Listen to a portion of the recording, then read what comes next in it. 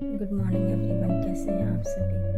आज हम अपने दृष्टिकोण की बात करेंगे कि हमारा दृष्टिकोण कितना मायने रखता है। और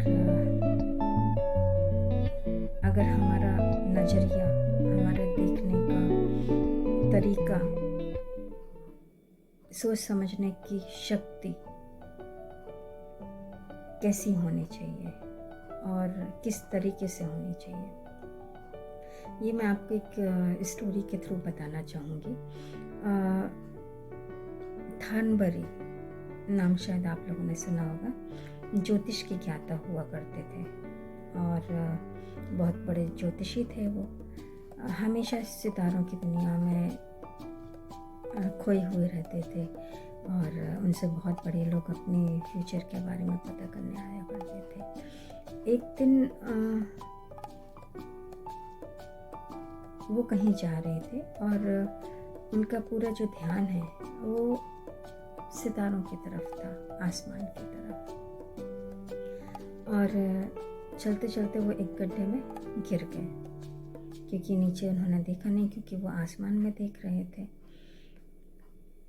वहाँ से एक बूढ़ी माता जी जा रही थी। उन्होंने उनको बाहर निकाला और पूछने पर थानबरी, जो बहुत बड़े ज्योतिष हुआ करते थे, उन्होंने बड़े गर्व से बोला कि मैं एक ज्योतिषी हूँ और अगर कभी आपको ज़रूरत हो तो प्लीज़ आप मुझसे मिलिएगा। मुझसे बहुत बड़े बड़े लोग सलाह लेने के लिए आते हैं। तो उस बूढ़ी माता जी ने कहा कि मैं आपके पास कभी नहीं आऊँगी। तो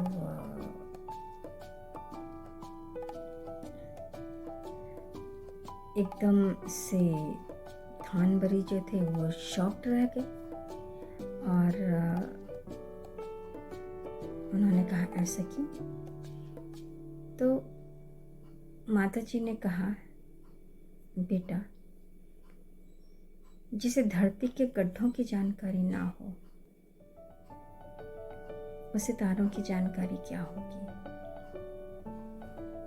तो उन्हें ये बात बहुत चुभ गई और उसी दिन से उन्होंने ये संकल्प लिया और कि मैं ज्योतिषी के साथ साथ जियोलॉजी, भूगर्भ का भी अध्ययन करूँगा।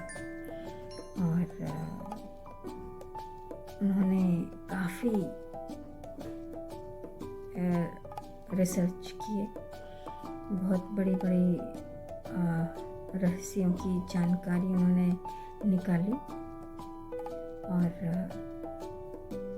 एक दिन वो बहुत बड़े ज्ञाता जियोलॉजिस्ट भी हुए। तो ओवरऑल कहने का मतलब ये है कि देखने की शक्ति हमारे सबके अंदर है और हमारा नज़रिया ऐसा हो कि मन की खिड़कियाँ सदा खुली रहें और जिससे हम चारों तरफ देख सकें, नज़र डाल सकें, चीज़ों को समझ सकें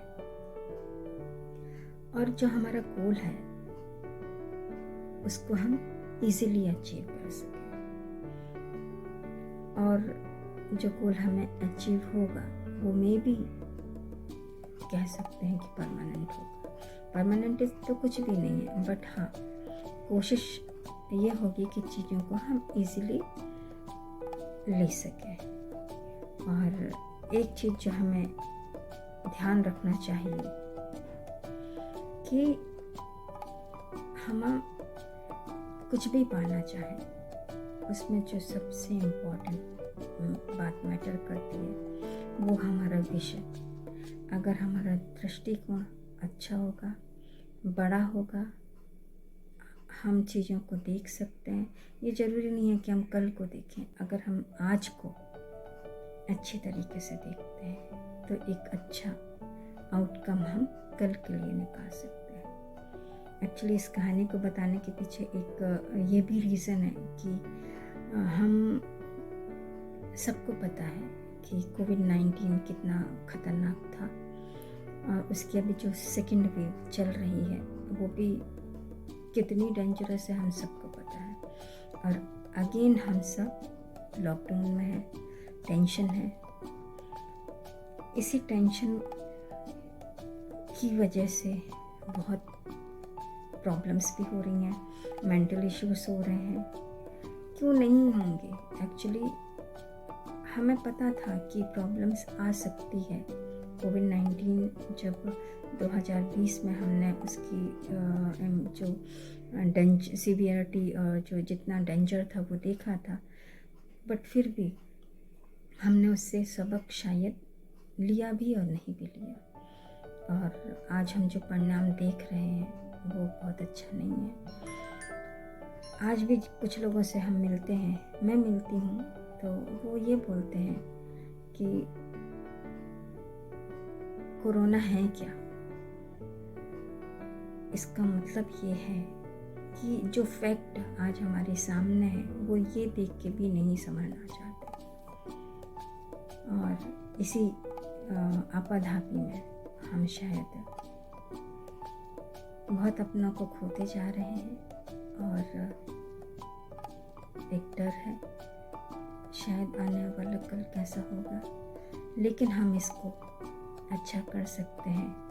हम किसी भी सरकार को या किसी भी चीज़ों को बुरा मत कहिए। हर एक इंसान एक जिम्मेदार सिटीज़न है, वो खुद के लिए एक इनिशिएटिव ले और अपने बारे में सोचे, अपने परिवार के बारे में सोचे, अपने शहर के बारे में सोचे, अपने मोहल्ले के बारे में सोचे। एक अकेले इंसान का इनिशिएटिव बहुत बड़ा हो सकता है।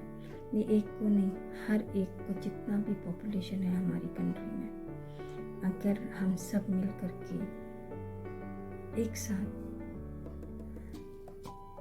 इनिशिएटिव लेंगे तो शायद हम इस प्रॉब्लम से बच सकते हैं। Otherwise see hope for the best. हम सभी कोशिश कर रहे हैं इस प्रॉब्लम से बाहर आने की। आप सभी से रिक्वेस्ट है कि जो कोविड की गाइडलाइंस हैं WHO के द्वारा दी हुई हैं, प्लीज़ फॉलो करें। आज के बारे में सोचें, कल ऑटोमेटिकली ठीक हो जाएगा। तो प्लीज़ ध्यान रखें। Have a nice day. Thank you so much.